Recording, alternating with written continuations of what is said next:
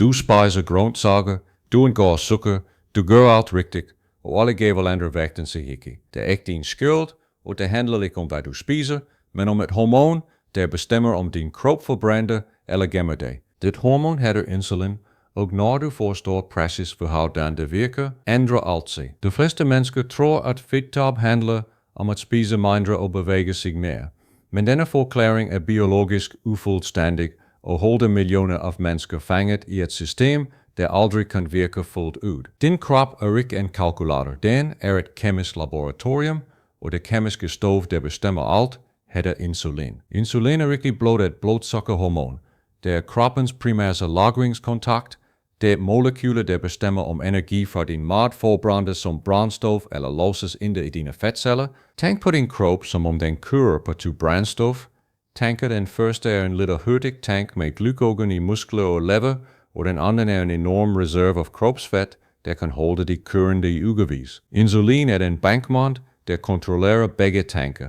Når insulin er højt, er adgangen til fedttanken biologisk blokeret, og kroppen har bogstaveligt talt ikke adgang til sin egen energireserve. Det betyder, at du kan have tusindvis af kalorier lagret i dit mavefedt, og dine hofter og dine celler kan stadig føle sig sultne, fordi insulin blokerer udgangen. Dette er insulinfælden, og det er præcis grunden til, at du kan spise sundt, gå sulten i seng og stadig ikke tabe dig. Men her er det skjulte sundhedsproblem. De fleste mennesker holder konstant insulin forhøjet hele dagen uden at vide, da det sker ikke kun fra sukker, hver gang du spiser noget selv et lille sundhedsmellemmåltid, en håndfuld nødder, en bit frugt stiger insulin en smule og nu stiller fedtforbrændingsvinduet. Og det næste overraskede forskerne. For dette målte insulinresponset på identiske måltider spist i forskellige rækkefølger, var resultaterne dramatisk forskellige. Rækkefølgen du spiser i ændrer fundamentalt, for hvordan dit blodsukker og insulin reagerer, selv når du spiser præcis de samme fødevarer og præcis de samme antal kalorier. Dette er fødevarerækkefølgens kraft, og den virker gennem en præcis biologisk mekanisme, der handler om, hvad der sker i din tarm, før kulhydraterne overhovedet når dit blodsukker. Face at i den rigtige rækkefølge er grøntsager og kostfiber. Det første bid af hvert eneste måltid skal være fiberrigt, og det skal spises inden alt andet. Kostfiberen danner et beskyttende net inde i din tarm, der bremser kulhydratabsorptionen og sikrer, at glukose siver langsomt ind i blodbanen, som en stille strøm i stedet for en bølge. Phase 2 er protein og sunde. Fedtstoffer?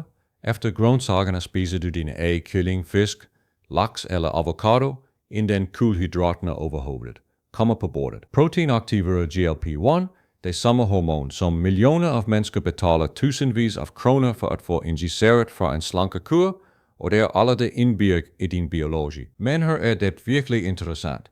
GLP-1s gør 3 ting på en gang, der fortæller din hjerne, at du er mæt, det bremser mavens tumningshastighed, og det forbedrer direkte din insulinfølsomhed. Faststretcher kulhydraterne. Og nu, efter fiber og protein har lagt fundamentet, kan du spise dine kulhydrater med dramatisk lavere insulinrespons. Forskning viser, at denne spiserækkefølge reducerer blodsukkertoppen med op til 73% og insulinspiket med næsten halvdelen.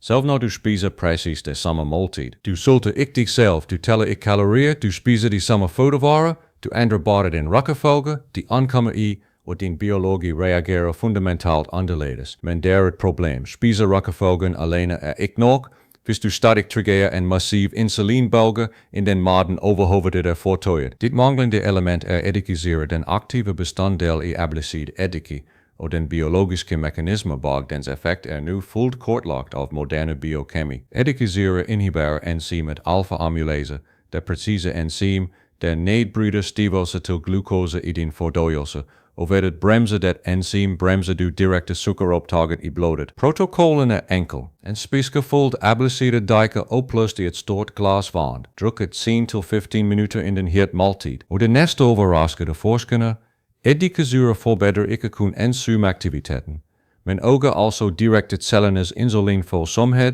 ved at aktivere AMPK-enzymet. Insulinresistens fungerer som en kaldes på huden. Jo mere du bombarderer cellerne med insulin, jo mere tykhudet og ufølsom bliver receptoren, og jo mere insulin kræves for at gøre det samme job. AMPK-aktivering gør det modsatte, Den fjerner kollesen, blodgørreceptoren og genoprætter cellernes evne til at høre insulinsignalet ved lavere koncentrationer. Men her er det virkelig interessant, det tredje og kraftigste redskab til at kontrollere insulin er heller ikke mad eller eddike, men timing af bevægelse. Når det går en tur på 10-15 minutter umiddelbart efter et måltid, trækker dine muskler glukose direkte ud af blodbanen ved hjælp af en insulinuafhængig mekanisme, kaldet glut-4-transport. Det er som at bruge en støvsuger til at fjerne sukkeret fra blodet, uden at insulin behøver at sige noget, og det flatter din blodsukkerkurve markant ud efter måltidet. Du behøver ikke løbe, du behøver ikke svede. 10-15 minutters rolig gang umiddelbart efter måltidet er nok til at aktivere glut-4 og reducere insulinresponset markant. Træk går ture på 10 minutter efter hvert af dagens 3 måltider er videnskabeligt bevidst at være mere effektivt end en lang gåtur på 30 minutter på et tilfældigt tidspunkt af dagen. Nu er det tid til at tale om den fjerde og dybeste dimension af insulinkontrol, den basale insulinkoncentration, som de fleste aldrig hører om. De fleste kostprogrammer fokuserer udelukkende på bolusinsulin. Det speak, der opstår efter hvert måltid, men det er den basale baggrundsinsulin. Det er den egentlige nøgle til langvarig fedtforbrænding. Hvis din basale insulin er kronisk forhøjet energi, selv mens du sover og faster, er dine fedtceller biologisk låst hele natten og kan ikke frigive noget som helst. Dette er grunden til, at mange mennesker vågner sultne om morgenen trods tilstrækkelig søvn. Kroppen har ikke kunnet få adgang til fedtnerien natten igennem og er reelt sulten på celleniveau. Den mest effektive strategi til at sænke basal insulin er at skabe reelle pauser mellem måltider. Ikke bare kortere pauser, men biologisk meningsfulde faste vinduer på minimum 12 timer. Ved time 8 af fasten falder insulin til biologisk baseline. Ved time til begynder væksthormon at stige, og ved time 12 skifter kroppen til ketose og begynder aktivt at forbrænde lagret fedt som primær energikilde. Men der er et problem med den klassiske tilgang til intermittente faste. De fleste mennesker bryder fastvinduet med de forkerte fødevarer og annullerer alle fordelene i løbet af sekunder. Det ideelle fastenbrydende måltid er protein- og fedtbaseret. Æg med avocado, græsk yoghurt med nødder, fisk med grøntsager.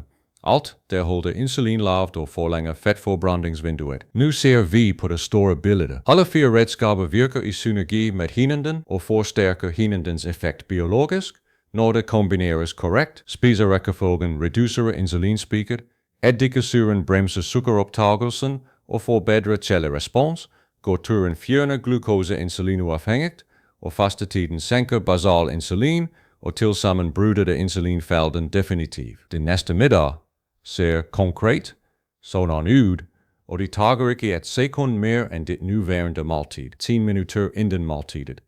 Drikker du din 14. æbleciderdikke, et spiskerfuldt i et stort glas vand, og det er alt der skal til. Du sætter dig til bordet, og dit første bid er grøntsager, en stor salat, dampede grøntsager, eller rå gulerødder. Alt er fiberrigt, og der fylder tallerkenen generøst. Derefter spiser du dit protein og fedt, din steak, dine æg, din laks, din avocado, og du mærker, at du allerede begynder at føle dig mat, inden kulhydraterne kommer. Nu spiser du dine kulhydrater, og får du din tarm allerede er forbæret, og din hjerne allerede sender mættet signaler, spiser du naturligt 30-40% mindre af dem, og 10-15 minutter efter det sidste bid, rejser du dig og tager en rolig gåtur rundt om kvarteret eller i haven, og din glut-4 starter øjeblikkeligt. Dette er ikke en diæt. Det er en biologisk omprogrammering af den kemiske reaktion, der sker her eneste gang du spiser, og den kan starte alle dage ved dit næste måltid. Hvad forventer du at se? De fleste mennesker oplever de første forandringer inden 4-3 dage, ikke vægttab endnu, men noget vigtigere, din energy stabilizer. Sig din eftermiddagsdip. Du har haft i årevis begynder at forsvinde, fordi du ikke længere rider på en insulinrustur op og ned hele dagen. Din sultfornemmelse normaliseres. Du er ikke udsultet til timer efter at have spist, fordi din hjerne nu modtager korrekte mættet signaler fra et balanceret insulinniveau. Fra uge til begynder cellernes insulinfølsomhed at forbedres målbart, og der åbner porten til den egentlige fedtforbrænding. Ikke vilje, ikke restriktioner. Og fra uge 4 oplever de fleste en synlig og vedvarende forskel i kropssammensætning. Ikke fordi de har spist mindre, men fordi insulin ikke længere blokerer adgangen til fedtreserven. Standard rådgivning fortæller de at spise færre kalorier og træne hårdere, men denne rådgivning ignorerer fuldstændig insulinets rolle som biologisk partner til din fedtreserve. Du har ikke mislykket din diæt har mislykket sig i at adressere den biologiske mekanisme, der faktisk styrer fedtlagringen i din krop. Fødevarer er ikke bare kalorier. Det er information, og den information bestemmer hvilke hormoner der frigives og hvilke biologiske kommandoer der gives til dine fedtceller. Og du er nu den kemiker i dit eget biologiske laboratorium, der forstår kontrolpanel, spiserækkefølge, eddikesyre, bevægelsesstemning og faste vinduer af dine 4 kontrolknapper. Men vent, det er ikke hele historien, fordi der er endnu en skjult insulintrigger, som næsten ingen taler om, og som saboterer millioner af menneskers fremskridt hver eneste dag. Den skjulte trigger er søvnmangel.